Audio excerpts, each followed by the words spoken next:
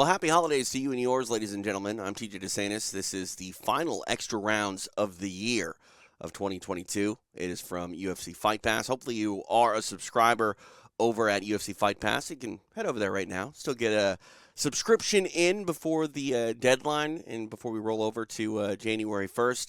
UFCFightPass.com. Of course, it's the largest MMA library on the planet. We've got a whole bunch of live MMA action each and every week. It feels like it's almost each and every day, to be honest with you. So many live event partners all over the world, whether it be Cage Warriors in the UK or Jorge Masvidal's Icon FC right here in the United States, or CFFC out east. We go south of the border with Ultimate Warrior Challenge down in Mexico. I'm just listing a couple of them. And we've got boxing and jiu-jitsu and even collegiate wrestling as well over on UFC Fight Pass. So it's the biggest no-brainer in combat sports. I've said it once. I'll say it a million more times. Go sign up, step into our world right now at UFCFightPass.com. Today on the program, it is a very special year-end award show. We're going to crown a bunch of award winners for their efforts that played out live on UFC Fight Pass over the year. And if you're a good fight fan, you probably know what's coming. If not, we're going to educate you. And we're going to crown a winner of Knockout of the Year, Submission of the Year, Fight of the Year. We're even going to get cute with things like Walkout of the Year and Nickname of the Year. A whole bunch of stuff is headed your way. Plus, I'm going to be chatting with Chase Hooper. Just a little sort of notice, heads up. The Chase Hooper interview, we talk about his Fury match, his Fury grappling match from last night, but we did this couple weeks ago. So obviously, anything that happened last night, we don't really touch on with Chase today. So keep that in mind when we talk about Clay Guida and things. But I still think it's a good evergreen interview just because Chase Hooper's Chase Hooper. He's the reigning and defending Journalist of the Year. Can he do it for a third year in a row? We're going to find out today on this year-end show right here from Extra Rounds on UFC Fight Pass. Speaking of which, let's get it started right now. Let's officially get it started. Let's actually play the intro and all that stuff. UFC Fight Pass presents Extra Rounds, live from the Fight Pass studios in Southern California. Here's your host, TJ DeSantis. Extra Rounds. It wouldn't be a best of show unless I got one of the best in the business to be on it, and that is BMAC Brandon McCatherine. Kind enough to join me as we hand out some awards here, part of the 2022 year-end awards on UFC Fight Pass. How are you, BMAC? Oh, I'm feeling good, dude. I just got done with training. I'm tired. I'm old, so. Is that why you're wearing sunglasses inside? Because you're old and out of touch? Because that's the only people. It's to hide the misery behind my eyes, Oh, I don't. Maybe that's like a really deep dig in me. I don't know. You know what they say? The sun never really sets on cool people, so you can wear sunglasses wherever you want. Yeah, I guess. I don't know. They never told me that. But it's not true. I made that up. I tried to play nice after you, maybe took a shot at me. How are you? It's been like a week and some change since we spent 4 days together in Vegas and in Mexico. I'm good, man. December was wild for me. I felt like I was gone the whole month, just doing this show and then this show and then this one. And man, when I got home, I was ready to just do nothing for a couple of weeks. So yeah, but that's the thing. I feel like you say that, but you also just got done training and you said yes to doing this. It hasn't been a couple of weeks. I don't think you commit to being lazy quite like I do. Yeah, I guess I want to be back to my everyday routine. That's sure. What I long for. I like to train. I don't know. That's not lazy. I feel lazy if I don't train. Yeah. I mean, I understand that. I feel gross if I'm not lazy. So. Okay. Yeah. There's different ways to skin the proverbial cat. Right. Exactly. And I take the route that actually involves me not skinning anything or doing anything. So, we're going to talk about Submission of the Year here in a brief moment, but I want to talk to you just, generally about submission grappling because, it's crazy to think about the Eddie Bravo Invitational. It's been almost a decade since it started. We've seen the spinoffs with Combat Jiu-Jitsu and, the whole world, I think, of submission grappling has changed. It's leveled up in a lot of ways. Like, don't get me wrong, I'm not denying the fact that submission grappling has always been a buzzing scene with competitions and meaningful competitions for many years. But I feel like the way that average fans, and that's something that I think never really happened before, but average fans actually consume the product now in ways that they really never thought possible. One, because of accessibility, but two, because we have a lot of mixed martial arts fans that inevitably kind of get sucked into that submission game because there are just things that are fun for the average, casual mixed martial arts fan to watch on the BJJ mat. Yeah, it's been a wild year for submission grappling, especially this year for sure. But even just the last couple of years, just while we've been working together, we've seen it grow so much. Even if you take everything else away and just the shows that we do, with the Eddie Bravo Invitational, the Combat Jiu-Jitsu, Medusa now has an organization just for the ladies to fight in. Yep. Now the Fight Pass Invitational with the UFC getting involved. It's a really unique time for Jiu-Jitsu. I feel like it feels kind of like UFC like 32. It feels like that era. All right. I feel like we're right there. We're going to, we're going to bust through soon, but it's not quite there. We're just waiting on the right pieces to get in place. And one of the right pieces really came in place this year with Gordon just really popping onto the scene and his big performance that he had at ADCC. You had a bad guy and a guy like Pat Shigoli that really made everybody talk here towards the end of the year. I say he's a bad guy. He's at least a heel character. Right, of course. I knew what you meant. Guy, but he's the heel, right? Yeah. And Gordon plays heel as well. And then another huge factor that just popped up right here at the end of the year is the UFC going so all in with their commitment to making Fight Pass Invitational. Of course, they had already done 2 of them, but it just really felt like they were all in for this one. This one felt different. As someone who's been there for all 3 of them, this one felt different in a big way. And I liked your UFC 32 analogy because if you think about the UFC at that time, UFC 30 was the first Zuffa ran event, and it started to build. And throughout 10 events, you got to UFC 40, which was the landmark UFC for me. That was Tito Ortiz versus Ken Shamrock. It was the first time that Zuffa had broke that 100,000 pay-per-view buy barrier, and the UFC, it wasn't quite the thing it was once the Ultimate Fighter started, but it leveled up that night in a lot of ways, and I feel like we're pretty damn close to that UFC 40 moment with BJJ. Yeah, it feels like it's just right around the edge, right? Again, man, Gordon Ryan has been such a boon to the whole industry that it's given an opportunity for some of these other characters people to jump in and take their stake claim to their part of the story. So it'd be interesting to see who really jumps out and grabs that in 2023. Yeah, and it's up for grabs. So go out there and take it, people. And B-Mac and I will commentate it because yeah, I'm eager to do so. So all right, let me press this button. This is anytime someone rips off a omoplata, it's going to end up being on a short list for submission of the year, and that is definitely the case for this one. This is Will Spann in CFFC 108 getting the omoplata. I think there's only been 1 or 2 omoplatas in the UFC. I think there's only ever been 1.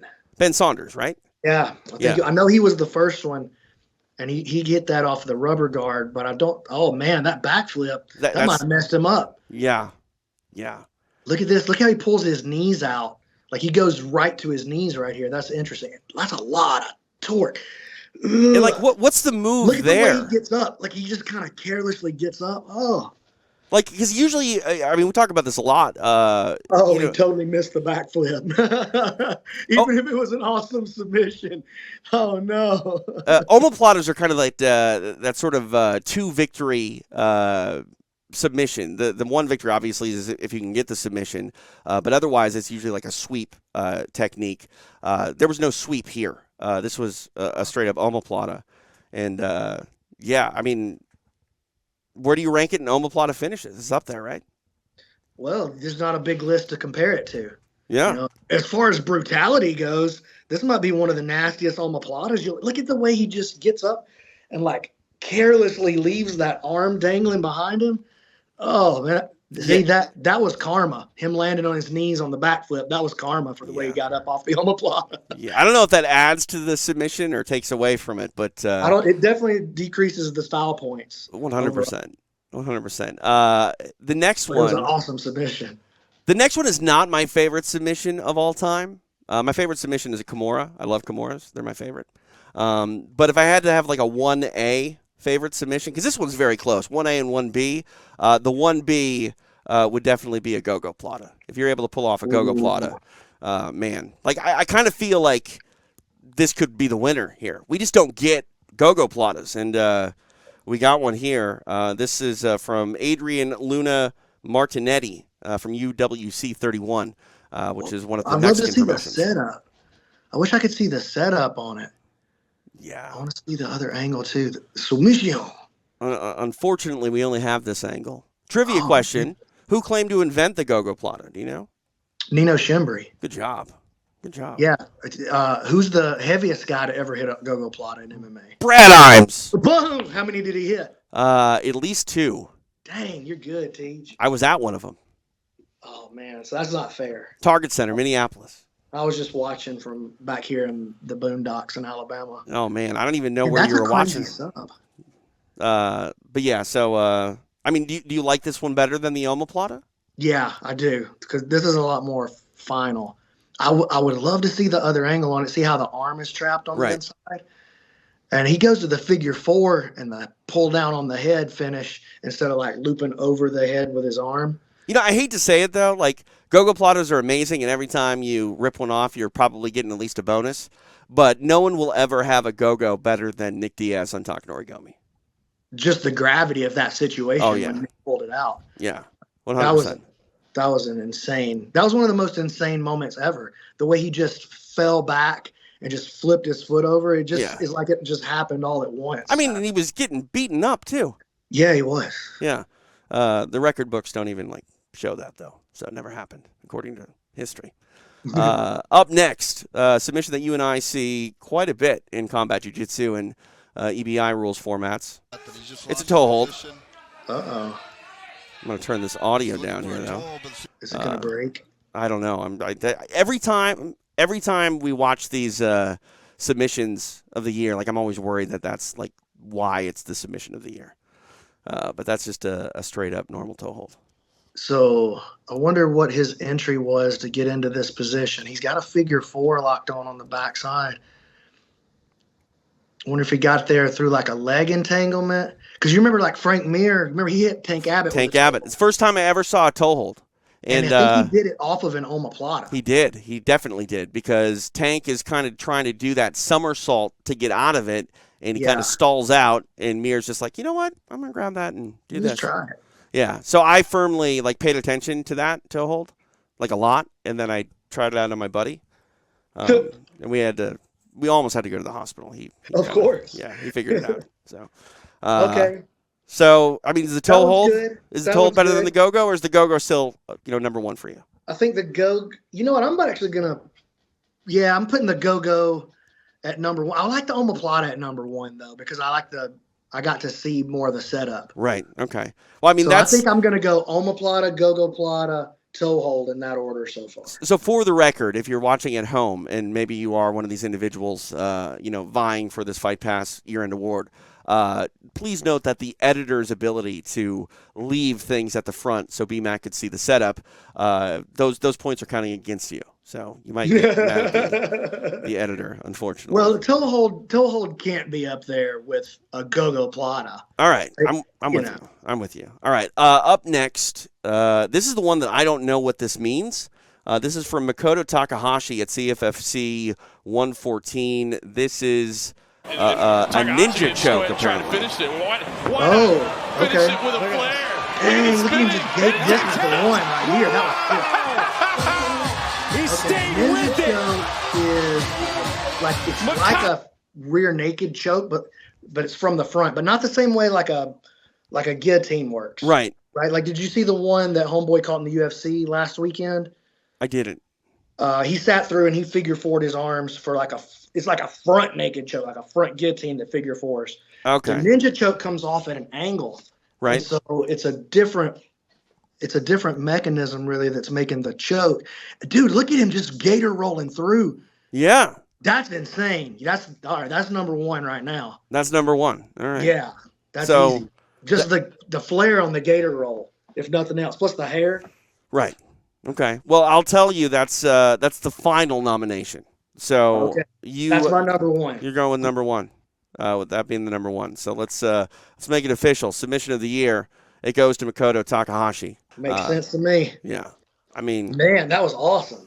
yeah, I was thoroughly enjoying it. I didn't like the audio that I accidentally played all over you while you were talking, but you didn't hear it, so I guess it doesn't. Yeah, really I can't matter. hear the Yeah. audio off the fight. All right, so we already talked about submission of the year. It only makes sense to hit up knockout of the year now. I feel like knockout of the year is something that there are intangibles involved with it. It's not necessarily just the technique that you land to get it. It's sort of, how does your guy fall?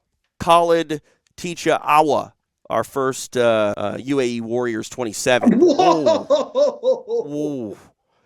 Whoa. I mean, that's just heavy, dude. What? That's almost like a pro wrestling move. Like if you saw that in pro wrestling, you'd be like, man, that guy's just the best seller ever. What? Yeah. Wow. All right. I mean, Okay, that was crazy. that I've sets never a seen bar anybody do real it. high. Real high. The next one is Erdek Akapar. This from JCK MMA 8. Oh! Spinning back kick that was, I think, meant to go to the body. And it caught his chin? Right in the jaw. Dude, was he shooting? Like at that same time? He's lowering his elevation for he was sure. changing levels. Yikes. Dude. Yikes. See, to me, that's way better. Even though it doesn't look as crazy, Right. it's way more skill and placement. Oh, I mean, that's kind of a little bit of luck, though, too. Like, I mean, For not sure. the technique wasn't luck. Like, that was definitely beautiful. But, like, for him to lower his elevation right at that time, wow. Yeah, wow. All right. I mean, does that one beat the first one? Yeah, for me it does. Okay.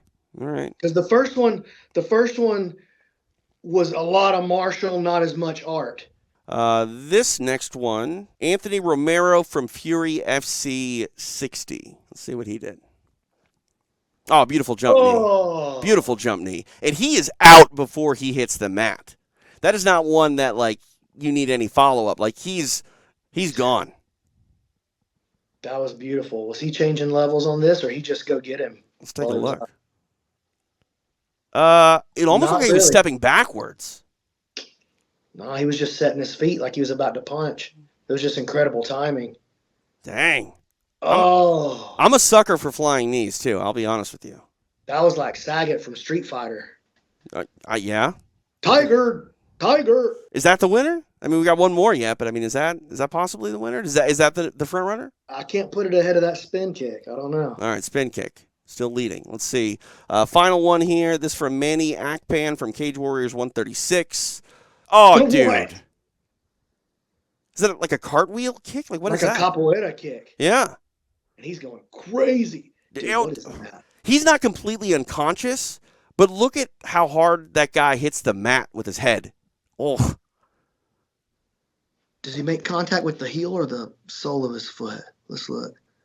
It looks like it's the heel. It's hard to tell. It's very quick. It almost That's looks nuts. sped up. I like that reaction too. Dude. Just get up and party. He just starts partying right away. He's like, Yeah. meet me at the after party. It's Yeah. beside the cage. All right. Wow. All right. Mhm. So I mean, do you like the spinning kick more than the capoeira? I mean, I'm going to call it more of a cartwheel kick than anything. That's kind of what it was. Obviously, a capoeira technique, if anything. Well, it depends on what you value the most. Do you value the wildness? Right. That's of what I'm the saying. highlight? Intangibles, right? There's some intangibles here. If you value the wildness of the highlight, number one, the first one is the best one. If you value beautiful timing and technical precision, it's either number two or number three, the spin kick or the flying knee. I feel like the cartwheel, the capoeira kick thing at the end, was good, but not comparable to the other three. So Okay. I'm gonna go spin kick, flying knee, spinning knockout with the right hook. Okay. And then we're going to the capoeira kick for number 4. All right. So let's figure out if we can crown a winner here for knockout of the year. It is Maniac Pan with his capoeira kick to the side of the head. So Okay. BMAC doesn't agree, but I mean, let's be I'm honest. not opposed to it. All of those guys, they deserve something. I mean, I think they deserve to be feared, and I think that's probably something that everybody is going to deal with when they step in the cage with that moving forward. But yeah, you know what I was kind of bummed out about? What's that? Where was our boy Damian Anderson in there? Dude, he should have been there. That knockout. You know what I'm saying? CJJ was. Yeah. I mean, that truly went viral too. Well, that's one of the hardest ground and pound knockouts you're going to see, period. Ever. Yeah. Ever. From a palm strike, ladies and gentlemen. So vicious, man. Damian Anderson's a serious problem, dude. Yes. 100%. No disrespect to Maniac Pan or our wonderful voters here on the UFC Fight Pass panel, but I'm just saying. Who voted? Is there a secret panel? There's a secret panel with high level individuals. Oh, really? Yeah, so high level that I'm only allowed to vote on a couple. Like, is it Illuminati? I got the 10th Planet shirt on. How deep are we going with this? I mean, let's not talk about it. I want to, we'll keep our jobs. 100%. Yeah. All right. So, all right. Let's see here. Up next, we've already got a knockout. So this one, I don't necessarily need to show you anything because these are just nicknames, which are fun. First off, everyone calls you BMAC. It's a nickname that I don't think you like very much, though, right? It took me a while to adapt to it. Yeah, I mean, that's what a good nickname is, though, in my opinion. You're right. I resisted for a couple of years. Like, a good nickname is not one that, like, you can't just go down to your local tattoo guy and get something, like, tattooed across your chest and then be like, that's my nickname now. Like, no. Doesn't work that way. It doesn't work that way. You can't give yourself a nickname. There's a UFC fighter that did exactly that. There's a lot of guys that do it. But it's not your nickname. You can call yourself that. I'm just opposed to it in principle. Yeah, like I hate my nickname. I call you Tej. Yeah, well, I hate that too, but you're one of the few that can do it. Yeah, one of my real nicknames, and you kind of experienced this tonight, people will call me TD instead of TJ. TD? Yes, for technical difficulties. Oh, I thought for TJ DeSantis. No. You can change it in your mind what they're actually saying when they say that. They just call me TJ DeSantis. Yeah, I just said, it's another touchdown, dog. Another touchdown. Racking them up. Yeah, but if people ever see me try to catch a ball, they'll definitely know that that's not the case. All right, so nickname of the year. And I also kind of take umbrage with some of these nicknames. Like, for example, the first one, I don't even like to say this word. Okay. This is Fury FC fighter Oscar Herrera. His nickname is Moisty. Moisty? Yeah, like first off, Moisty is not a word. Moisty? Right, he's moist, which is a disgusting word. Okay, let me ask you this, and to me this is a big factor in nicknames. Yeah. Where does the nickname go when the announcer says it? Does it go in the middle, between the first and last name, or does it go that's a big thing. Yeah. So, because think about this. Like, let's take my friend Eric Anders, for example. Okay. He's your boy. He is your boy, yeah. Right? But if you say, ladies and gentlemen, it's Eric, no, it doesn't work. No. Anders. Yeah, no, it is. He is your boy. It's Eric your Anders. boy. Right. Eric Anders. Yeah. Yeah, then it's a great nickname. Yeah. Like, I never say Brandon B-Mac McCatherine. I say it's B-Mac, Brandon McCatherine. Brandon McCatherine. Yeah. You could just drop the Brandon McCatherine probably at this point. I probably could. I could be like a one-name guy. McCatherine. I don't think if we're going to have one name, don't let it be McCatherine. Okay. So, Oscar Moisty Herrera. That's the placement of it. Okay. Oscar Moisty Herrera. I'm sorry. Moisty's not working for me.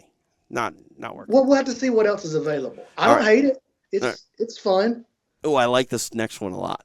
Okay. This is James Sheehan.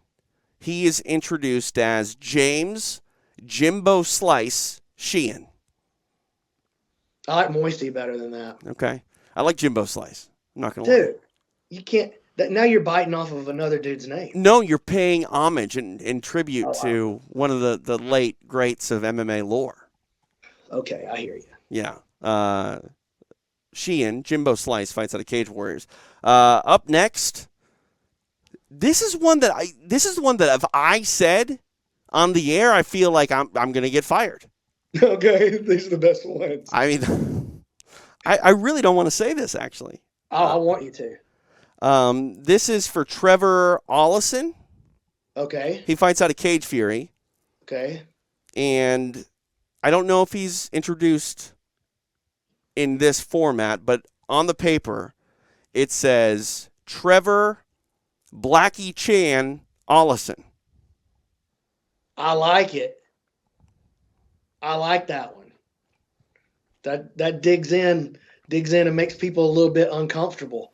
Perfect.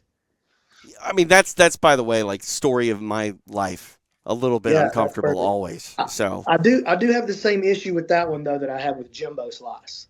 Okay, right? Because it's gimmick infringement a little bit. Maybe. You know, who am You're I? borrowing. You're borrowing.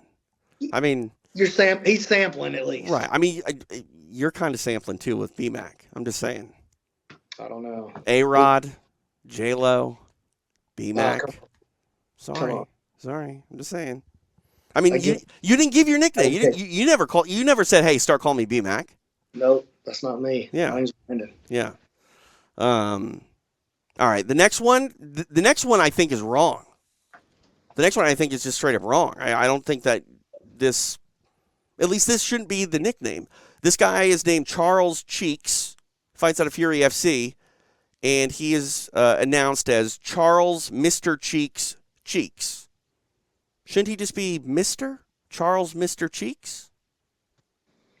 Maybe he doesn't ever use his real name, and he just goes by Mr. Cheeks. See, that would be fine.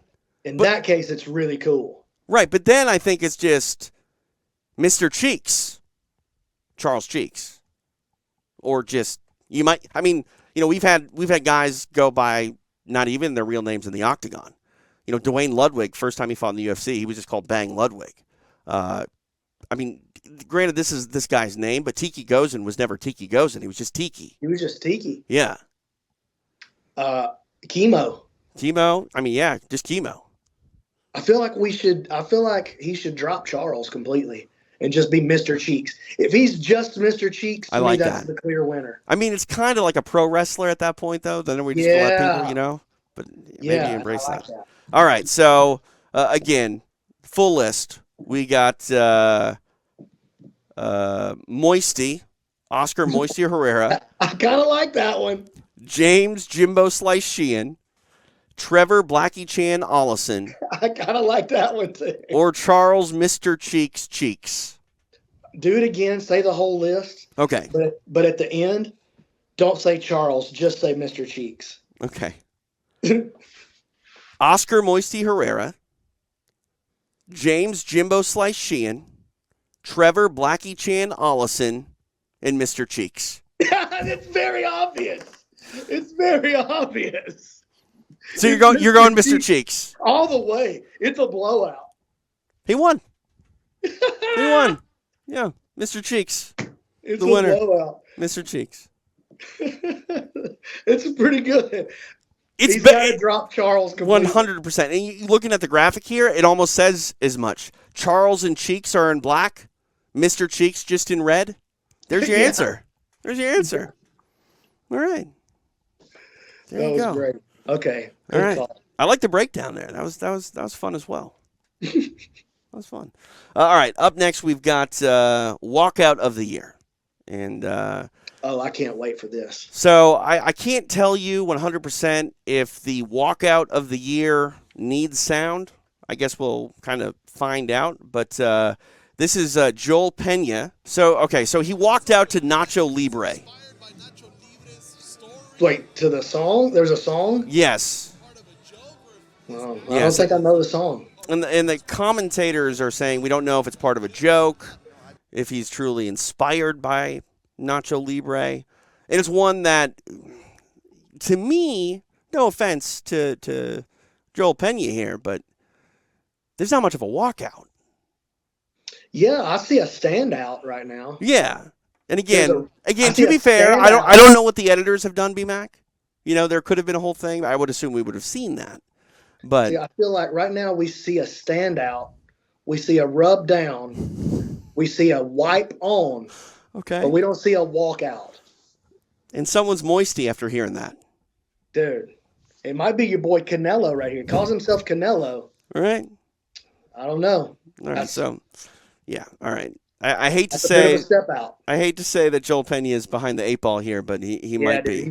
He's going to be struggling right here. He might be. All right. Up next, we've got El Hadji Nadaye from Cage Warriors 145. Let me see that. It's right here. Let's do this. Okay. Oh, this is looking better already. So this is one you need audio for. He's walking out to the Lion King song, the Ya Spedenda Varida. That was really good. I'm singing along right now. I can hear it. You can't. Okay, he's got him up. But I mean, look at that. He's got a prop. You know what I mean? I like the walkout. He had to stand there a little too long. The time he's got to work on his walk, his starting the walk timing. I hate to say it as someone who has been around the behind the scenes stuff a lot in MMA. I kind of want to give him points for that because maybe he was told to wait a little bit longer. You know what I mean? Maybe there was a cue. Then we got to back him up. We got to back him up then to the total darkness. Right. Yeah, that's one thing too. Like when I commentate walks, I like to be kind of quiet on a wide shot. Let that atmosphere kind of sink in, Because sometimes it doesn't make sense to walk yet, and they're pushing you out there. Sometimes you got to take a step. But if you're just standing there on the ramp and like there's a camera on you, it's like we've done this wrong. I agree with you. Like you got to wait till the right drop on the song. Right. Yeah. There's not a big drop on the Circle of Life though. But it's not the Circle of Life. That's what comes next. That might be true. That is true. That is true. You are correct. Dude, you just outed yourself as a huge Disney fan right there. Oh, you kidding me? The Lion King's one of the greatest movies of all time. It's the best Disney movie. Are you kidding me, It's dude? The best Disney movie. You want to have a good hard cry right now? Turn on the Lion King. No, thank you. And let Mustafa die. And your boy is going to be in tears. I'll be on the ground dying. Eric Anders is going to be in tears? Your boy? Probably. Oh, okay. All right. Probably. All right. Next, speaking of myself in this. I know. Awa Sal from Cage Warriors 144 is up next. Like the name. Okay. Oh, I like this one already. Oh yeah. We got a good build up here. Again, you can't hear the audio, but I don't know yet if it matters. Oh, I like this one. Come on now. Again, I don't know how this is playing off to you because you can't hear the music. I don't think it matters. Just look at that swag. Yeah. I like the way my fighter was feeling it as the music got ready to drop. You know what I love? This is clearly the winner so far. I just love how her crew's in the background. They're giving her the space to walk. Yeah, they got to. They know who the star is. Oh man. I love it. I like the short blonde hair too. It's a good look. And definitely the front runner thus far here. By far. Yeah. This one's a blowout. It's like Mr. Cheeks level blowout so far. Mr. Cheeks level blowout. Now I just want that to like pick up in combat sports. Was it a blowout or was it a Mr. Cheeks level blowout? I don't know. That might sound a little. That's true too. A little iffy. Yeah. They're not about blowing out cheeks. Let's move on very quickly. Jordan Vucenic up next. Cage Warriors 145. 3 of these 4 nominees from Cage Warriors. So they've understood the magnitude of the walk over there. Oh, and he's got the belt on his shoulder. Hey, it carries a lot of extra weight when you walk in with a belt on your shoulder. That is true. That does a lot. I like the way Cage Warriors is filming this walkout here. Oh, yeah. Both of these last two walkouts have been awesome. Because, again, that's what I'm saying. Like, a lot of it comes down to, like, the team that you're working with on walkouts. Hey, it's just the way it is. Oh, these people are loving it, too. Playing to the crowd. Yeah, this is a good one, too. This is number 2, though. This is number 2. Awa Sal for me. I mean, I kind of just want to see it again. I really like do. The part right here where she's like channeling her inner warrior. Give me the power. By the power of grace. Right. And look at that, this little smirk. Straight into pure confidence. Did she win the fight? That's a great question. I don't know. Well, I haven't done that sort of research yet. I need to know. Does that play a factor? Yeah. Do you need me to look it up?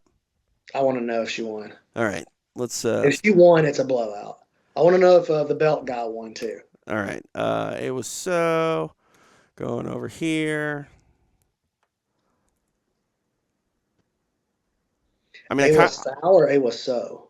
SOW. So Sal. So One of the two. Yeah. I kind of like her nickname as well. What is it? Bad Whoa Wax. Whoa Wax? Whoa Wax. No, I don't like it. No? All right. Too easy for a redneck to mess up. I can't say it. She did not win. Dang. She did not win. After all of the confidence there too, you know. Did she get finished? Let's see. Oh man, I never even thought if that's an intangible you got to consider. Yeah.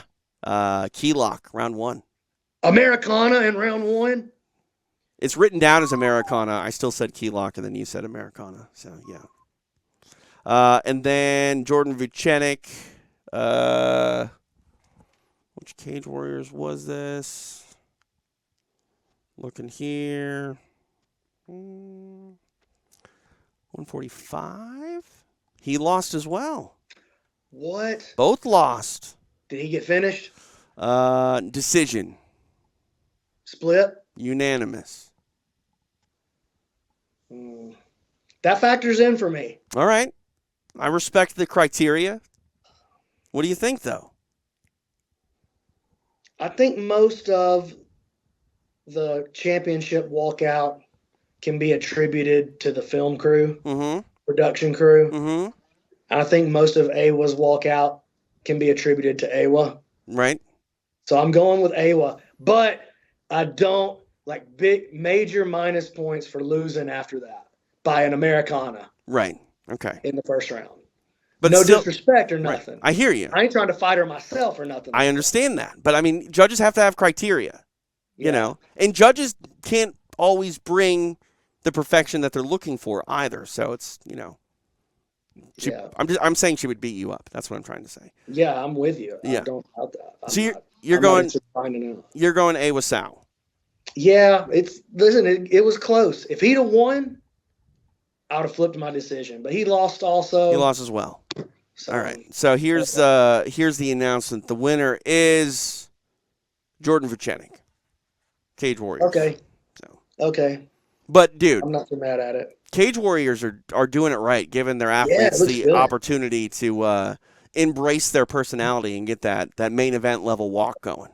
Up next, we've got a graduate of the year, basically just a personality that has been showcased on UFC Fight Pass that has made the jump to the UFC. And kind of a no-brainer here. He came through the Contender Series, just made his debut at the last UFC pay-per-view in Las Vegas to close out the year. It is Raul Rosas Jr., the youngest fighter on UFC contract, 18 years old. Went out there, really took the world by storm, and then got a win with a submission in round 1. Not only big for just sort of, an inspirational story of a young man, but another one of these Mexican standouts that are really, driving that needle home south of the border as far as like this being potentially the biggest combat sport in Mexico. And boxing is a huge combat sport in Mexico. MMA might not ever be able to take it over, but with stars like the champ and Brandon Moreno and this Raul Rosas, Mexico might be finding itself getting more excited about bigger UFC fights than boxing fights. Yeah, maybe. I think Rosas is going to have a lot of growth and time to put together a really solid fan base. So hopefully he's got a great manager in his corner that can help steer him towards like really building a relationship with his fans and like how to become a star. And he could be, he's already getting a lot of attention. Yeah. A lot. 100%. He made his debut on a pay-per-view. Like, who gets do you think to do it's like that? being a child star, though? That's a great question and very difficult because I feel like we've had some examples of child stars in the past in the UFC where it didn't necessarily work out. One was Sage Northcutt. Obviously he didn't stick around long. The other. Hold on. Okay. How old was Sage when he came into the UFC? Oh, I think he was 20, maybe. 20? Yeah, but Vitor Belfort was 19. He was. Yeah. That worked out great. Yeah. Well, was Vitor Belfort 19 or was Victor Gracie 19? Vitor Belfort was 19 when he. Yeah, but they also called him Victor Gracie when he debuted. So. Yeah, he was still the same guy. Oh, okay. Okay. I didn't know if it was like pro wrestling. You come out to a different name and it's not. Yeah, that's different storyline altogether. That's a fair point. Yeah. Last thing, we're just going to skim this. This is our fight of the year. Dimps Gillies and Josh Kuhn from Eternal 65. So it is Australian MMA. Okay. Which, of course, that you can watch on UFC Fight Pass. So let me, I'm going to just kind of fast forward here. Oh, I don't know. Don't fast forward too much. Hey, I want to see the very beginning of the fight. Okay, I want to see how they come out. I got to see how they come out. All right. How they start the pace up. Eternal 65 main event. It's Dimps Gillies, the guillotine. Dimps Gillies, the guillotine. Okay, it works for me. That only works if you say guillotine incorrectly, though. Oh, coming out. Oh, man. Slinging hard. Yeah, right off the bat. They're ripping. Oh. Oh, yeah. No, you're right. Okay, just let it run, TJ. Yeah, thanks for letting me. Thanks for having me bring it back. Oh. Dude. Oh, they're just ripping. Dude. Do they keep this going for like 25 There's no minutes? way. There's no way. Oh, man. Kuhn is throwing hard. Man, he punches hard. Oh. Little front kick. Dude, he already backed off and looked at the clock. Yeah, we're not even a minute in yet, B-Mac. Oh, somebody gonna die tonight. When there's such high stakes with the power, you need to be really careful with your head position. That was a hard. Oh, another hard right hand. Dude, Kuhn is teeing off on him. I can confirm this goes 15 minutes full. As long as it goes like this, I'll sit here all night for this. Gillies is just, that was a nice loopy left. Oh, man, he's tagging him here.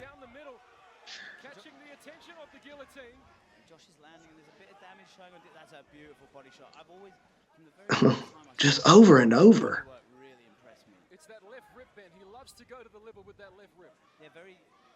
And big movements on his slip and his duck. He's rolling big. He's just using a lot of energy, Kuhn. Gillies, too, for sure, because he's throwing so wild and outside. That was much nicer work there by Kuhn. Settling in just a little bit. It's got to be hard to fight a guy like Gillies, though. Seems like insane and willing to die just to land a punch. You never want to fight one of those guys. Yeah, insane and willing to die. Those are traits that generally mean you're going to have to go through hell. Oh, nice. Run the pipe. Deep half guard. Oh no, he's just turning. He's just like anything. Grabs up a single, he ends up on top. That was awesome. 2.5 minutes. This is going to quickly evolve into you and I just calling fights. Yeah, Kuhn holding on to an arm and guillotine there. That was a bad decision. Good chance for a Von Flue for Gillies. I gotta feel like Gillies seems like he's way more comfortable with the groundwork, right? I mean, he's nicknamed the Guillotine, Oh, which is really hard for me to say because it's guillotine. I ain't French, dude. I'm from Alabama. You know what I'm saying? I mean, sure. We might have to say guillotine from time to time down here. You're right next to Louisiana. That don't mean nothing to me, TJ. Okay. All right. That's true. Whoa! Ooh, I like that. Ooh. Okay. Oh, Giving it back. Okay. Yeah. We're going to turn this off after one round because I want you to go home to your family.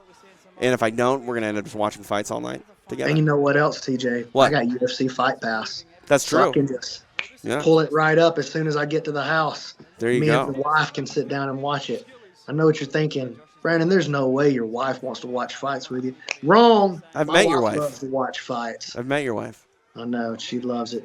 She knows more about the UFC than I do, I think. How does that make you feel? Oh, I love it. That's somebody I can talk sport, my favorite sport with at all times. It's the best. Right to the I like body, that eats a dig right body. hand. Oof. I feel like it's turning Gilly's way. Oh, okay.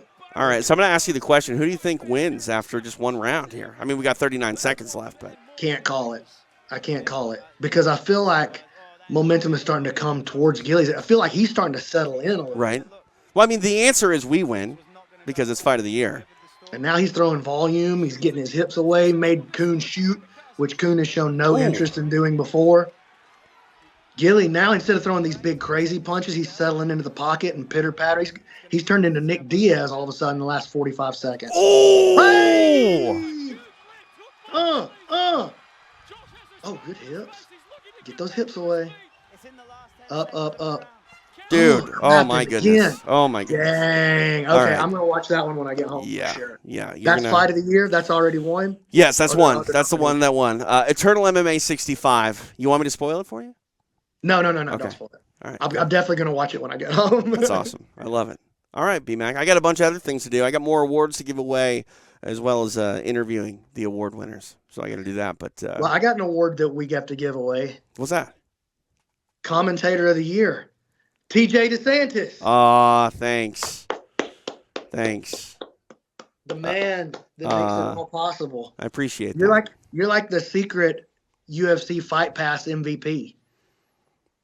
That's you just kinda- that's very nice of you to say. You're kind of like laying low. You're like the man behind all the cool stuff going on Fight Pass. You got the Extra Rounds podcast. Right? You got the Fight Pass Invitational. Right?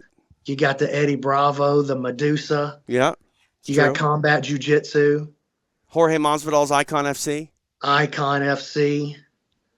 You're like, you got your greasy little paws and everything on Fight Pass, it feels I like. know. It's because my wife, unlike yours, doesn't want me to come home. So I just try to keep working. I'm voting for you for Fight Pass MVP for 2022. Yes. And no one's here to dispute it, so I win. There you go. We're back here on the year-end award show on UFC Fight Pass. It's Extra Rounds. I'm TJ DeSantis. Pleased to be joined now by, I don't even need to really delay it any further. The 2022 and 2021 and 2020 Journalist of the Year. It is Chase Hooper. This is like, in a roundabout way, it's a triple crown. If you're the king of all journalists in MMA media, you have 3 crowns. You're a triple crown winner. That's fair. I'll take it. It's well deserved. Not to boast too much, but I deserve it. At least what's sort of crazy about it, Chase, is there were no other nominees. It's just you. Yeah, I want the one other journalist for Fight Pass to put himself in there, and then That way I have somebody to beat, or But maybe next year he'll take it. who is, who's the other journalist? I think Walker. I think he's the one. I He's see all his articles on Fight Pass or on UFC.com. I think that counts. That's fair enough. That's fair enough. I mean, you get a byline that makes you a journalist, right? I guess so. Yeah. Yeah, and he's And, the only one that has a byline. Anytime I write something, it's like UFC Fight Pass staff. It's like, okay. So how are you? How are you this holiday season? Like, all kidding aside, what's Christmas looking like for you? as far as eating goes, it's gonna be pretty bleak. Still trying to get shredded for my match with Clay here at the end of the month. It's gonna be a banger. But yeah, got to get down to 175, which contrary to popular belief, it's a bit of a making my way down there a little bit, a little bit of that post fight weight, a little bit of the starting to eat meat again, hitting the weights hard. And yeah, before you know it, you got to start losing some pounds to get back down there. I mean, it's holiday season. Like, do you have a favorite food or treat that you're not allowing yourself to partake in? I love like pretty much all candy. I'm more of a chocolate guy, but trying to hold off on that a little bit. And yeah, I don't know, not going too hard. Trying to not just enjoy all the salty Christmas foods either. No ham this Christmas. It's too close to weigh-ins for that type of stuff. See, I'm a big Ferrero Rocher kind of guy. Those are classy. It's my favorite kind of treat. Foil, yeah, that's classy. Yeah, for sure. It took me like, I don't know, 10 years to realize that it was Nutella inside of those things. Yeah. So I could just eat nice wrap. Yeah. What's your dog's name? This is the homie Charles. Charles. You ever call him Chuck? No, he's classy. He's too classy. Call him Chuck. I like that. Yeah. I like that. So let's talk a little bit about your meeting with Clay Guida. Clay Guida, of course, everyone knows him. He's not the 3-time UFC Fight Pass Journalist of the Year, though. For sure. Yeah. People are, I don't know. I hope people are expecting that he's going to win. I'm honestly going in there. Like, I really would just want to have I want to have a crazy match with him. I had a match for Fury last year and I felt like I was bored. I was bored in the match. Like it was, when you're going against somebody that's more thinking about winning the positions rather than like, trying to go for finishes, it's harder to have a fun match from that when somebody's not. It takes two to tango, if you will. It takes two guys to have a fun match and have fun scrambles. And I think Clay's the guy for that. And yeah, I'm looking forward to seeing that singlet here, next Friday. Now, tell me a little bit about the idea of Clay Guida as the fighter versus Clay Guida, the wrestler. Do you think that he brings that same sort of aggressive style when it comes to grappling as he does, fighting in the octagon? Yeah, I mean, from his matches that I've seen, he definitely has that aggressive style. And, he's always been a crazy scrambler. He's always got, he's got that cardio. He's got a crazy pace, right, whether it's on the feet or on the ground. And that's the type of stuff that I love watching. And, I like getting roles like that. I like competing against people like that. It's more fun for me. And I feel like my style bodes really well in those type of scrambles. I feel like that's where I snatch a lot of stuff up. But yeah, going against a Hall of Famer like that, it's going to be it's going to be a great match. And, hopefully a great way to end the year here for Fight Pass. Is it, I mean, because it seems like it's a style versus style type of match. I know it's a grappling match, but like, while you're both grapplers, you're both very different sort of grapplers. Do you expect your jiu-jitsu skills to maybe sort of halt his forward aggression? I think I definitely mess with a lot of wrestlers because they're so used to that, like butting heads the whole time. Right. Like they'll smash into each other and see who gives up first, where I tend to more, rather than the push and push back, they push and I try to pull them in, that type of thing. I generally kind of go with the flow a little more, and I think that messes with a lot of wrestlers. But Clay's a vet, and we'll see. Obviously, he's seen a lot of different looks in the octagon. We'll see if mine is weird enough to get me to where I need to be to get the win. Help me out a little bit here, because I mean, obviously you're a UFC athlete, you're a mixed martial artist, but your base is submission grappling. We've seen submission grappling change so much over the last few years. Are you excited to see the events like the FPI, like Fury Pro Grappling, like Combat Jiu-Jitsu, for instance? Do you think that we're at this time where if there's someone that really is a good jiu-jitsu player, say like a Gordon Ryan, that multiple people can really come out and pursue this at a high level and be a well-paid competitive submission grappler?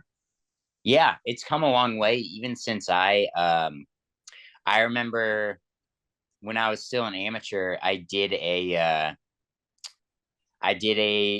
paid jiu-jitsu match, and the match pay structure was $75 to win and $75 to submit. Right. So I got paid $150 that night plus ticket sales because I submitted my guy. So it's definitely come a long way from that, even in just the past couple years. I think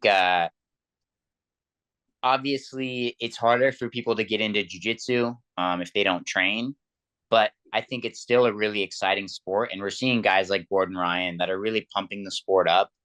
And I'd be super happy to be able to see a lot of jiu-jitsu athletes be able to make a living like that, where it wasn't really possible before. It was try to win at these IBJJF tournaments where you pay to compete, and then try to make your money off of selling DVDs and doing seminars. It's come a long way from that, and I'm excited to see it keep growing, and with the help of Fight Pass and all that, it's definitely come a long way. Yeah, getting back to your paid grappling match back in the day, like $150, excluding the ticket sales, that's not even a month of jiu-jitsu in some places. Yeah, that's fair. It was a lot for me at the time. I think I was 16. So it's a, good week or two's worth of gas money. So I was happy with it. There you go. All right. Well, you are the 3-time journalist of the year here at UFC Fight Pass. Congrats on that. It's an honor. It's an honor for the next one. I'm going to have you help me out here. It is a podcast of the year. One that I have vested interest in, obviously, because I host a podcast. Do you know the participants here, the nominees for Fight Pass Podcast of the Year?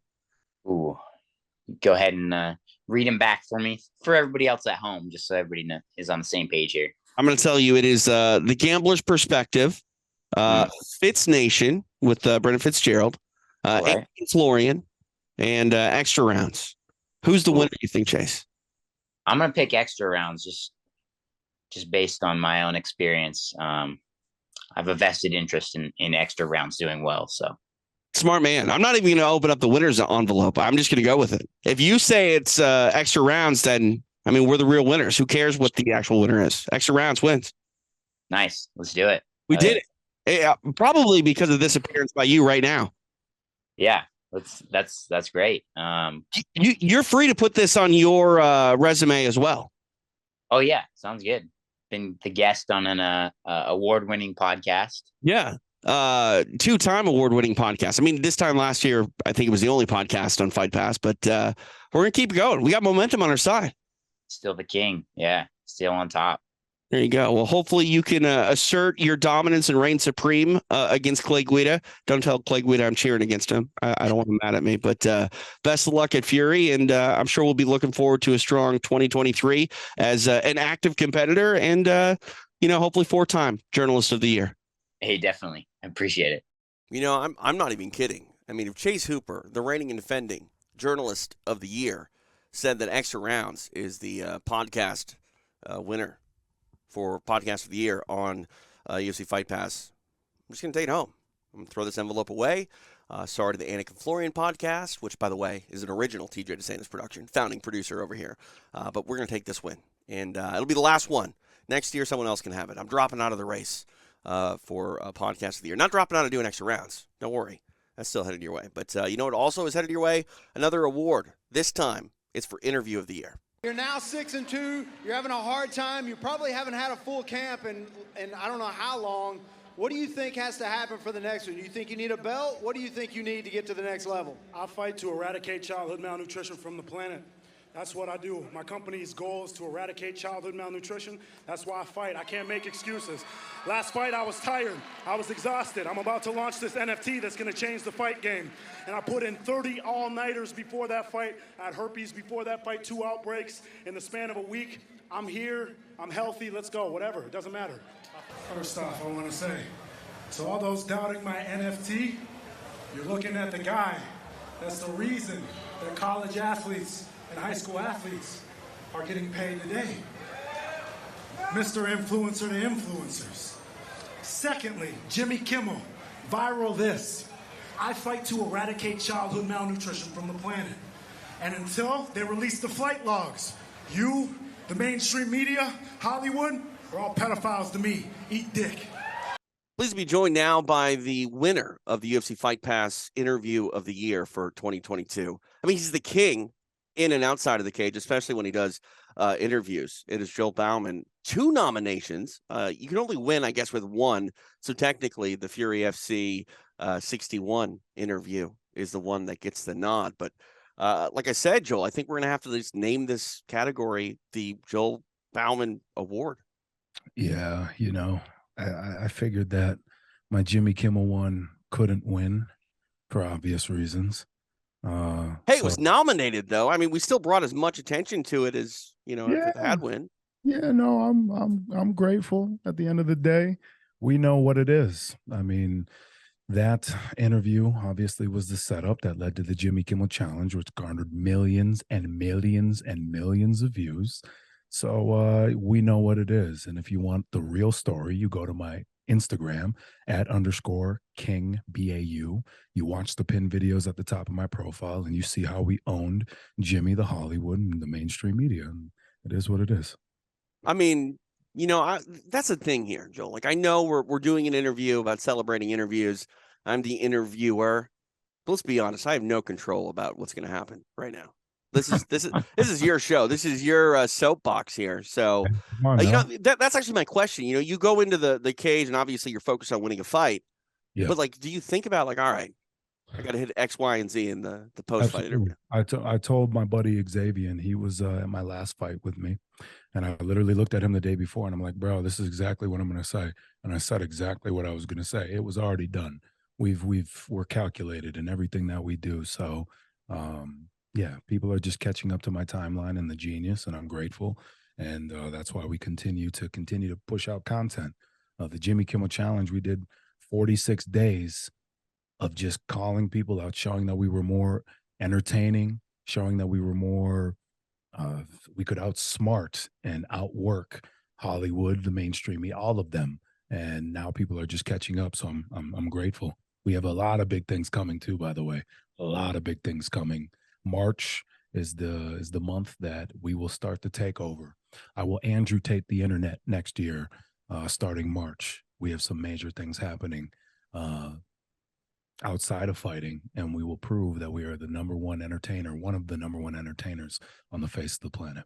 That's something that is really interesting today, is the fact that as long as you have a, you know, Wi-Fi or an Ethernet connection, the world is your oyster. You know, it's hard to stand out because there are, you know, so many people that are doing it. But if, you know, you have a message that you want to push and people consume it, you know, the world is literally at your fingertips. Yeah, but at the same time, you still have to be entertaining, right? So, for instance, I have a event coming up in March. We're finalizing the paperwork, and so it begins.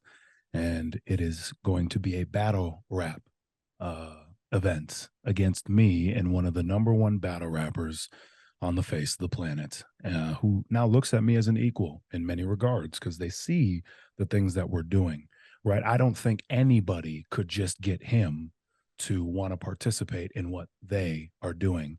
This we've been working for a very, very long time to get to this point. If it weren't for COVID, I believe I would have already been in the UFC.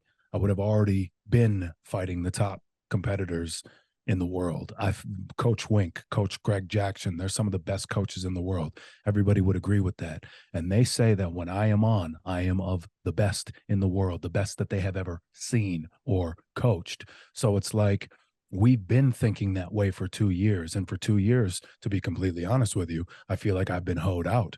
I feel like I've been, used by a lot of different organizations as they're supposed to, right? But at the end of the day, we'll be able to prove our worth by March. I'm one of the biggest competitors, or I'm one of the biggest entertainers on the face of the planet. And that will probably lead me into starching Jake Paul by the end of next year. Wow. That's a claim. Well, the Jimmy Kimmel Challenge, which garnered millions of views, stemmed from the Logan Paul call-out challenge. We just stopped that because I didn't want to take them seriously. I gave them almost 100 days where I called them out every single day.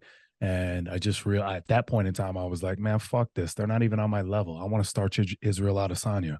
I'm supposed to be fighting the best fucking fighters in the world. Why am I worried about these idiots? And I stopped it only to ultimately gauge and see what was going to happen. And now look at Jake Paul is one of the number one, content creators, influencers on the planet.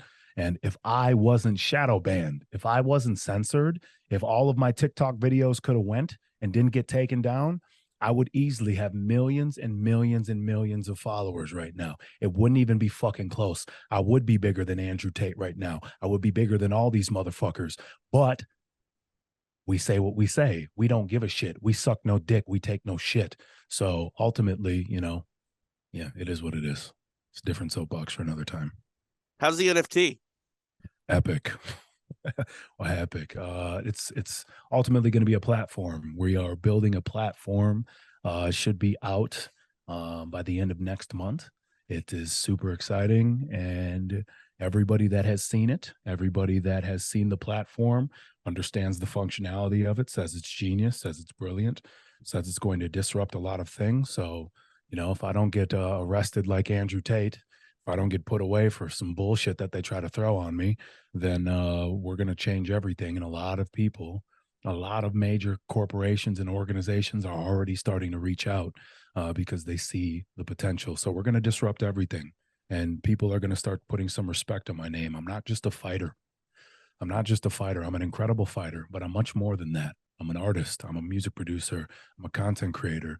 And we're going to shut up a lot of people this next year, especially when they see what happens with this event in March. Well, there we go. Phil Bauman, I appreciate the time. Best of luck in 2023, disrupting the masses as well as, anyone who stands in your way in or outside of the cage. And hey, we made it through this interview, almost through it, without ever even bringing up herpes, which honestly, when herpes came up in the first interview, I thought it was so ridiculous. Herpes is the thing that happens to wrestlers. Like like get over it, people. Bingo. Hey, and we all know the winner of the actual challenge. It's still fuck the mainstream media, Hollywood, and Jimmy Kimmel. You're welcome. See you, Joel. See you. Sometimes the power escapes, passes through your guard right there and still can knock you unconscious. Caught the kick. Oh, he did it! Oh my God! Over and out! Pleased to be joined now by the UFC Fight Pass selection for upset of the year. It is Adam Fuggit. I guess Solomon Renfro also sort of wins this award. It's an award he's a part of, just on the wrong side as the 5-1 favorite, but it's the 5-1 underdog that gets the honor. Adam Fuggit, you really did turn in one of the best upsets for a variety of reasons, but take me back to that February night in New York. Oh man, it seems like it was so long ago. It's been a crazy year, with everything that's happened. But yeah, it was my first fight back after being off, since 2019, and I was really excited to get in there and show everybody what I've been working on. And in the back of my mind, I knew what I'd been doing the whole time, and the work that I had put in was going to pay off. And just went out there with the mentality that I'd stashed that in the savings account and was ready to show everybody what had been going on behind the scenes. So Well, it was clear that you wanted to throw that left head kick. Like, you were out there spamming it like you were playing the Xbox and you were Mirko Krokop and you only knew how to throw that one move. You were very dedicated to that, but it's that check hook that ends the night of Renfro. Talk about that left head kick, though, because that seemed to be sort of your focal point. And also, not just the left head kick, you were also utilizing that left leg as a rangefinder. That's right. Just constantly basically trying to make him respect my space. I wanted to draw that line in the sand and say, no, we're not going to fight in this range. We're going to fight at my range. You're going to have to hit me with some feints. You're going to have to hit me with some angles, some throwaway punches to get into your range. But if you're just going to try to march right down the line, I got a baseball bat. I'm going to hit you with it every time. You don't let somebody in the front door of your house if you don't want them there, right? That's right. Kind of mentality I had. And once he got past the kick, there was a good kick there that I just immediately turned my head to, okay, he's getting past it now. He's kind of figuring it out a little bit, or he's just going to keep coming through that door. I got to back it up with something else, show him I got something else, and that's the right hook, Yeah, there were a couple things that I think are intangibles that go into this being the upset of the year selection for UFC Fight Pass. One, it was a very clean right hand, one that you didn't even really see the first time, like real time. Like, obviously you hit Solomon, he did a 180, landed on his back, and they had a great shot where he clearly didn't know where he was, and you get the finish there. But also, when you think about the unfriendly confines of upstate New York, you're the Oregonian going into hostile territory, taking on a guy from Buffalo. Like, people didn't like you this night, and you obviously spoiled theirs. 100%. I mean, I'm used to it, man. It's been kind of my career as constantly going into hostile territory, constantly being the guy that is booed walking out, but getting those cheers, leaving the cage. That's what it's all about. I like earning that respect. I like earning those new fans, who didn't know. At the end of the day, it's a competition. We're going out there to showcase what we've been working on, right? For me, it's no ill will. I know some people go in there with that. I just want to compete at a high level, and I really hold myself to that standard. And so, yeah, I love it. Bring on the booze if that's what you want to do. At the end of the night, I'll hopefully have won your respect, at least get a golf clap from you or something. You're going to get more than a golf clap when you separate someone from consciousness. I think even if that guy's my buddy, I'm like, okay, I got to give this guy a pretty hearty round of applause because that just happened. Well, you're a good guy because I've had beer thrown at me for doing that. Maybe I'm a terrible guy. Maybe I just love violence so much that I guess it doesn't matter if it happens to my friends. Right? Hey, violence is a love language. I think we're here to appreciate it, right? So you might as well. Obviously, your last fight didn't go the way you wanted it in the UFC. What's next for you, Adam?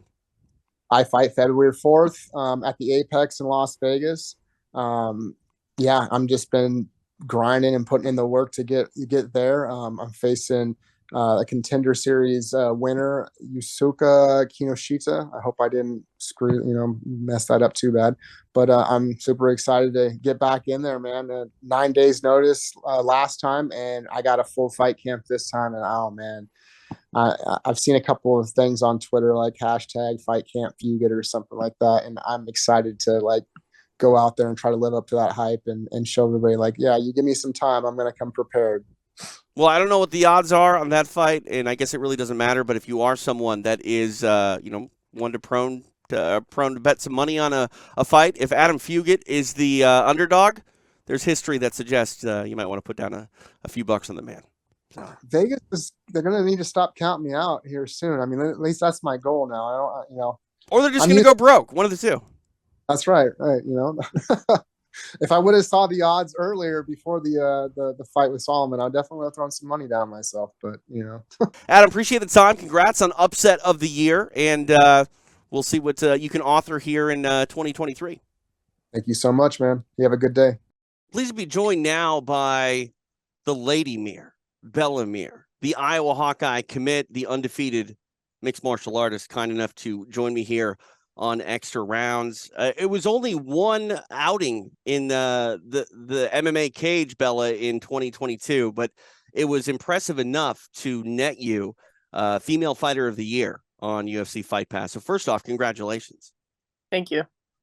What's I mean, it's been a crazy year, and I think that there are a lot of different sort of things that go into becoming Fighter of the Year. They're intangibles. Yes, obviously your performance in competition is very important, but you committed to Iowa, part of their wrestling team. By the way, I'm married to a Hawkeye, and the UFC has a sponsorship with the wrestling program. So full disclosure, we're big Hawkeye fans around here. But that is actually one thing that I think has gone to sort of aid you in getting this title of Female Fighter of the Year, because you're doing multiple things outside of just pursuing a mixed martial arts career. Yeah, I'm wrestling obviously at Iowa right now. And I actually have a tournament tomorrow and Friday. I'll be wrestling at all day. And constantly just doing jiu-jitsu tournaments. I actually went to nationals for jiu-jitsu. I went to American Nationals the weekend after my fight in this past year in June, and it was on my birthday. So I was able to win my first national title in jiu-jitsu right after my fight, which my fight was pretty fast, so I didn't think I needed rest to keep me away from the tournament. Yeah, I mean, I had the pleasure of calling your first two fights down in Mexico, and I think it might just be a mere trait. You're kind of like a shark. If you're not moving, you're dying. And activity is key. And that's one thing that I'm sort of curious now that you're focused on wrestling at the collegiate level. Like, does mixed martial arts have to take an entire back seat until that is done? No. I'm gonna be fighting in the summers.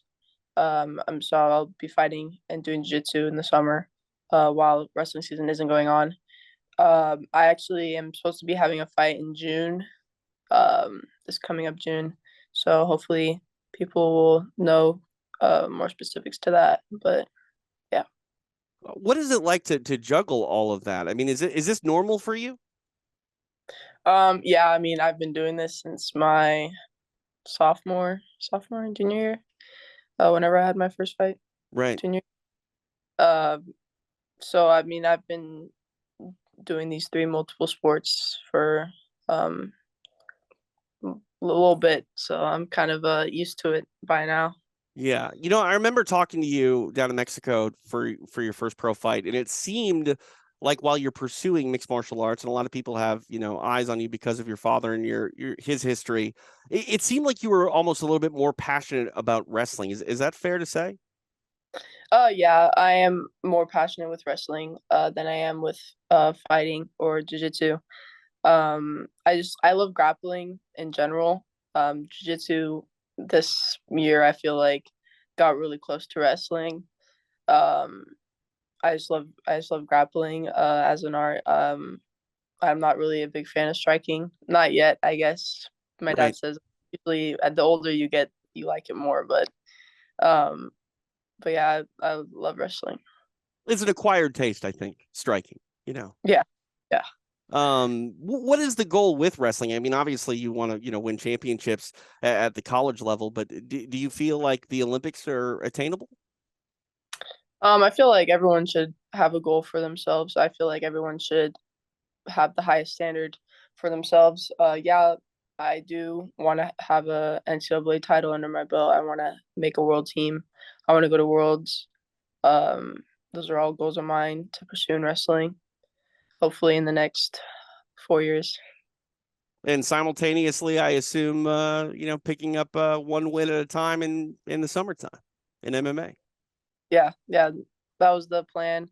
Wrestle basically almost a full year, and then the summers I'll be able to keep my record going. Let's talk about the one fight you had in 2022. It's a submission, just a couple minutes into round number one. You get the armbar. Did it feel as comfortable as it looked? Because it seemed like you were incredibly confident and sort of just, asserted your dominance with ease. My dad and coaches help a lot with that, especially my mom too. They help me so much with my confidence and my mentality going into fights and tournaments or whatever I'm going into. I always love when my dad talks to me before fights and gets me going, and the confidence both my parents and my coaches give me. It helps a lot to really get into the fight. And honestly, I just love smiling when I'm out there. People tell me I'm smiling more than I am serious when I'm fighting, because I feel comfortable when I'm smiling. I feel comfortable when I'm loose and just having fun and living in every moment. I looked into the crowd before the fight even started just to live in that moment, because I Right. knew it wasn't going to be for long. It's pretty cool to see you, that at home, and also like with your family, your dad, right alongside of you. You talked about a very special relationship with your mother. Did she, I kind of got the vibe that she almost pushed you more than your dad in competing and being at this high level? Oh yeah. My dad, he wanted to push me away from fighting. He didn't want me to fight at all. He didn't want me to wrestle. Nothing. I actually had scholarships for softball, like UCLA, University of Washington, Hawaii, like all these big Division I schools. And I was gonna go play softball in college, and I was the #1 recruit in Nevada for the '03 class, and it wasn't enough for me. It wasn't enough. I wanted to fight, and my mom always pushed. I always had her in the back of my ear telling me, if you want to be a professional athlete, you have to go this route. Right. Softball too hard. Not really professional athletes in softball. I mean, there are, but it's just Right. it's just smaller. Yeah.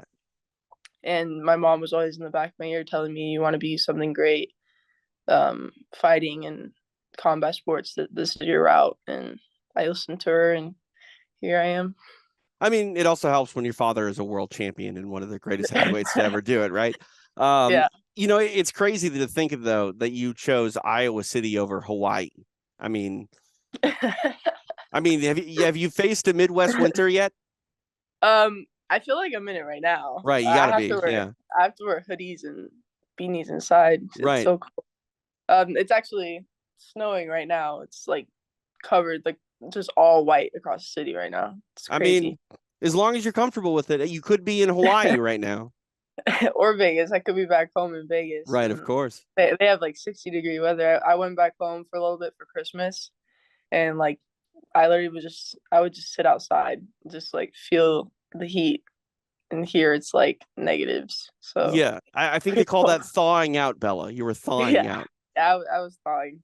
Final question here, as you are the 2022 Women's Fighter of the Year on UFC Fight Pass. We've had women in mixed martial arts at a high level now for quite a long time. I think coming up on a decade. With that in mind, do you still feel like there are doors to be, still broken down in the women's side of things? Do you feel like you're someone that can also be a trailblazer in the women's side of MMA? Ooh, that's a hard question. I feel like I can inspire girls more to get into fighting, especially on the wrestling side. Because we haven't really had much wrestlers. We had obviously Sarah McMahon and Right. I forgot the other girl's name.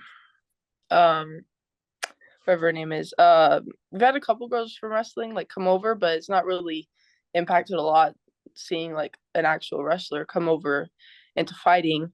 And people it's weird with me. People don't really consider me a wrestler, or if I go into a fight gym, they're consider me a wrestler. But and on the wrestling mat, it's oh, you're a fighter. So it's I'm always in this limbo of oh, we don't know what you are. But I think when you double leg someone and slam them on their head, I think you're a wrestler.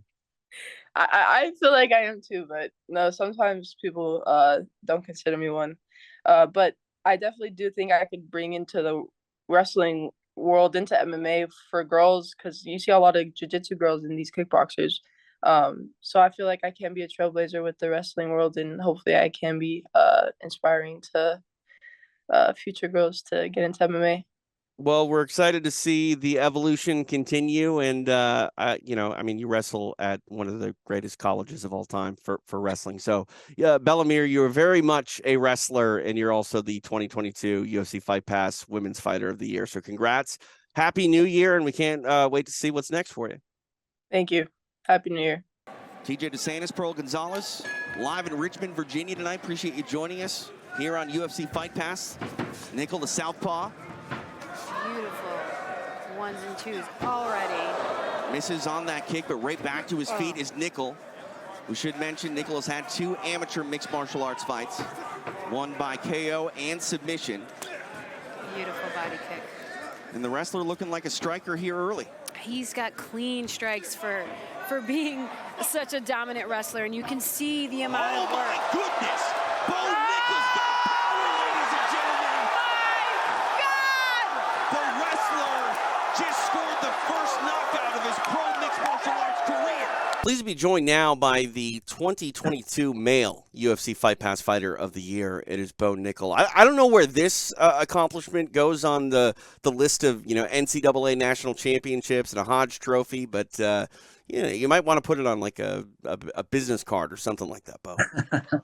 Yeah, it feels pretty good to me. I'm definitely excited about it, and feels just good to have my hard work recognized, and had a great year. So very grateful to be where I'm at. Let's talk about the year, because it's been kind of a whirlwind. You turned pro at Icon FC, and then it was immediately to the Contender Series, and you were supposed to fight in December. You even took some grappling matches for the Fight Pass Invitational. Like, were you able to really even forecast the year, or was it just sort of a locomotive that you were getting on?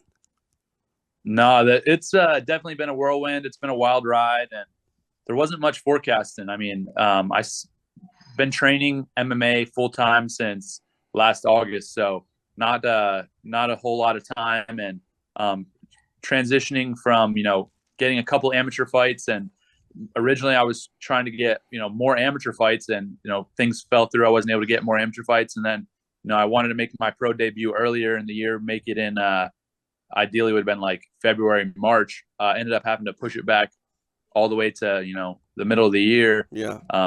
Luckily, I was just ready, prep, training, and ready to compete. And after my performance on Icon, which got a lot of notice and a lot of attention, the UFC was immediately calling and stuff, and they were like, "Let's get you on Contenders." And so then it was just like, I didn't expect that at all. Being a 1-0 pro, I expected to get to 5 or 6-0, fight a few more times regionally, get more experience, and then probably do the Contenders or be in the UFC like 2023. But the way it went, I had opportunity to be on Contenders, and made the most of both of those fights there. And so it's just been definitely a whirlwind, definitely something that I didn't predict, but I'm really excited to be where I'm at, and I'm ready to go. And I got big things on the horizon, so I'm just working every day and looking forward to making the most of those. You've captivated the mixed martial arts fans, but for whatever reason, I feel like there's always a group of fans that think that maybe someone like yourself is getting something that is undeserved. And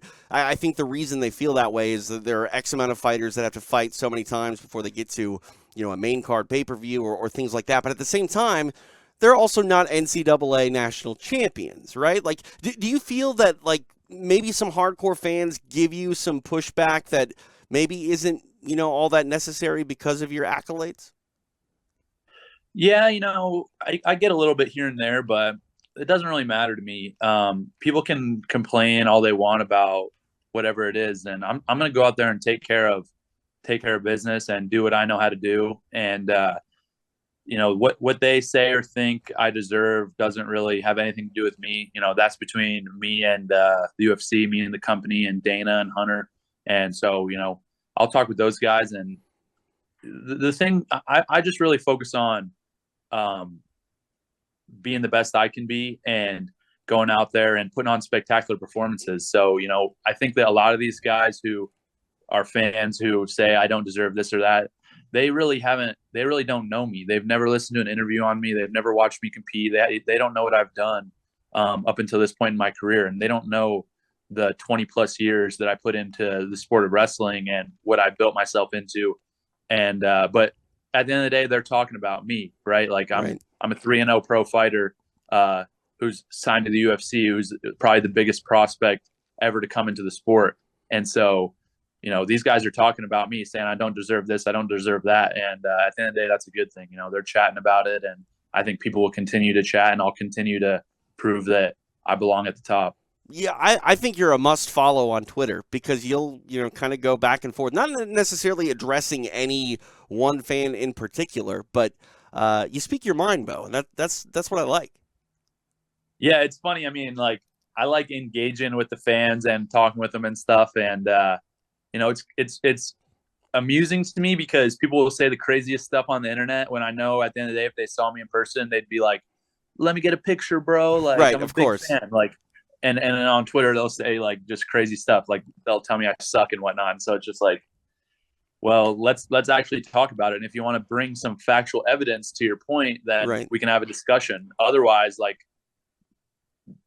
there's nothing really to be said. So I like putting guys in their place once in a while, or just like more than that, just like asking them a question, make them think about stuff a different way. Because if they are hating on me or whatever, and I'm just like, okay, well, why do you think that? And if they really have nothing to bring to the table to back that up, then it's like maybe they'll think about it a little differently, and they won't treat people poorly on social media. Yeah, logic is the best weapon of all when having internet fights. But you really did it all. Whether it was the knockout and icon, or the impressive performances on the Contender Series. It was all very fast. And then you were supposed to fight in December. Now you're not fighting until March.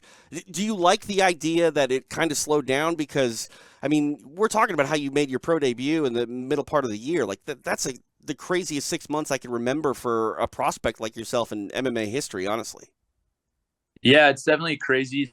It's been a really steep trajectory, and I would have loved to fight in December. Having the fight pushed back to March, I think is good and bad, right? Like I love competing. My favorite thing to do is to go out there and compete when the bright lights are on and all the fans are watching. So for me, I want to do that as much as I possibly can. But at the same time, it does give me more time to train and develop and build my system. I feel like right now, where I'm at in the sport, I'm obviously very young. I'm still a prospect, but I'm building a system of techniques and strategy. And with that, I think that by the time I'm in the prime of my career, 4 or 5 years down the road, that'll be really unprecedented in the MMA world and in combat sports in general with what I can do. So, the more time I get to build that, the more dangerous I am. And I think I'll continue to just separate myself from the pack. There's already nobody in this sport that could compete with me that's even near my experience level. I'm going to start having to fight guys with 20 plus fights every fight. And so it's where I'm at right now is really the infancy of it. And what I'm building, I'm really excited about. So yeah, overall, I think there's good and bad with getting the fight pushed back and how quickly I'm coming along. Yeah, obviously you want to compete. You say you love the bright lights. What about coaching though? I saw you in the corner of Anthony Cassar.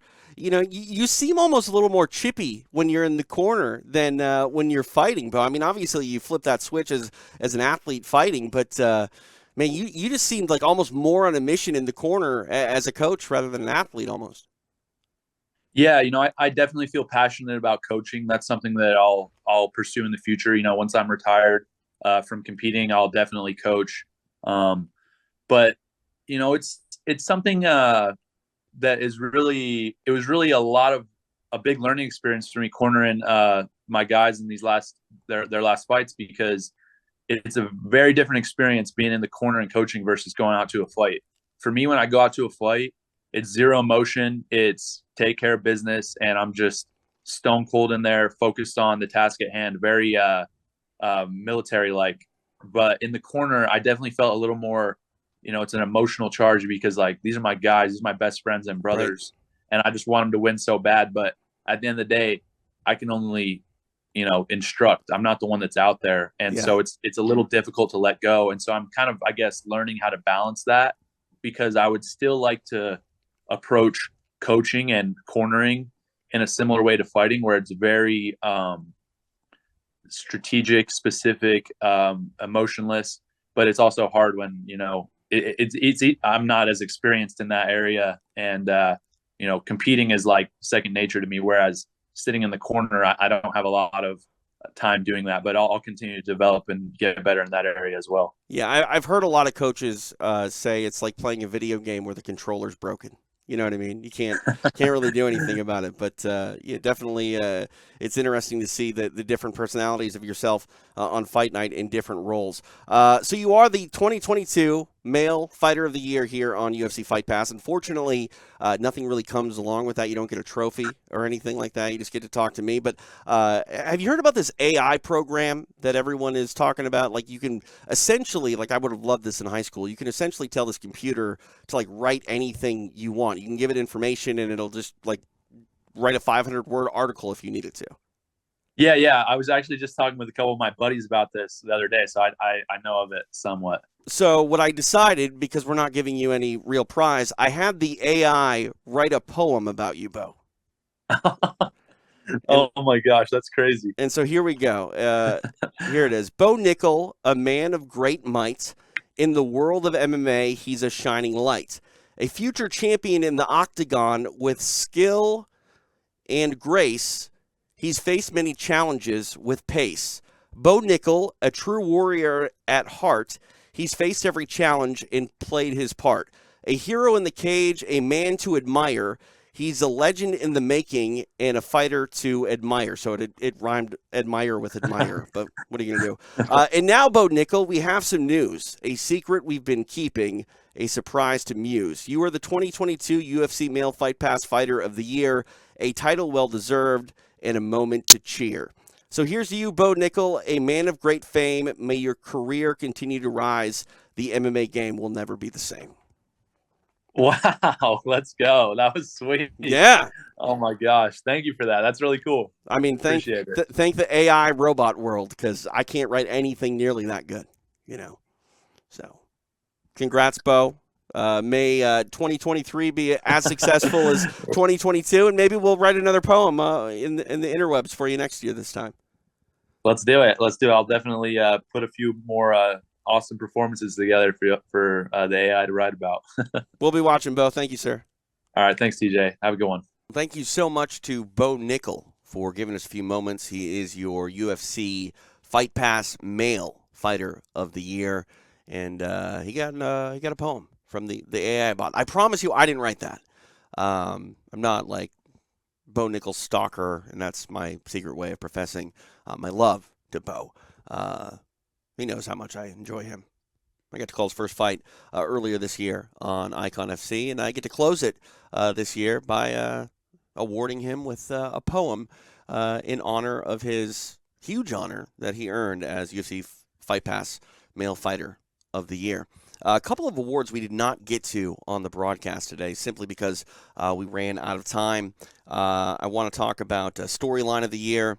This one was hard to really even present because it's such a heavy story, but Casey Jones, an athlete from Fury FC, he was able to get a win just days after his mother's funeral. That went down at Fury FC 56. So, with a heavy heart, he got a big win. That's Story of the Year. So, what a great story to go out there and perform for his late mother and get a win. He did that. It is now Storyline of the Year on UFC Fight Pass for 2022. We also got, I feel bad. This should be an award, and I guess it's never an award you want to win. I'm just going to call it the I'm Sorry Award. It's going to go out to Jose Perez, who was actually on Extra Rounds a couple weeks ago, campaigning to be the Male Fighter of the Year. He was up for that award. He was also up for Upset of the Year for his win over, where was it Upset of the Year? Hang on, was he up for 3 awards? Yeah. Okay, sorry. He's up for 3 awards. One fight he had went up for 3 awards and also went a long way in putting him in that Male Fighter of the Year competition. But no, 3 awards. Dang, Jose. Fight of the Year with Paul Capaldo as well as Upset of the Year. So I'm upset for you, Jose Perez. You did not get an award, but the I'm Sorry Award. That is yours. And what else? Event of the Year. I did not get to tell you about that one. That one goes to Cage Warriors 145. So watch it. Again, step into our world over at UFC Fight Pass. If you do so, you're also going to catch a exclusive interview with Mike Tyson that I got to do a couple weeks ago. Iron Mike and I discussed a variety of things, his love for the Ultimate Fighting Championship, his close relationship with UFC President Dana White, his view on how boxing is doing as far as promoting is concerned compared to the UFC, and what would have happened if Mike Tyson would have been the promoter of the UFC. I asked him that, and if that weren't enough, we get into how he had sort of a life-changing experience. He went on a sort of a spirit quest. He took ayahuasca. If you don't know what that is, it's a tea you drink, and basically it releases like DMT in your brain, and you think you die, but you come back, and it's a crazy, crazy trip. And Mike opened up a little bit about that and talked about how it changed him as a human being. So catch that exclusively on UFC Fight Pass. So please go over there and check it out. Sign up if you haven't yet, UFCFightPass.com. That does it for Extra Rounds for 2022. We'll be back next year. Lots of things on the horizon. I'm excited for it. Until then, Happy New Year. Be safe, all that fun business, and we'll see you next year for more Extra Rounds on UFC Fight Pass. This concludes our live broadcast of Extra Rounds. Are we still on the air? Watch the archive anytime on UFC Fight Pass or Facebook.com/UFC Fight Pass. You can also listen to the show on Apple Podcasts, Spotify, iHeartRadio, or anywhere you listen to podcasts.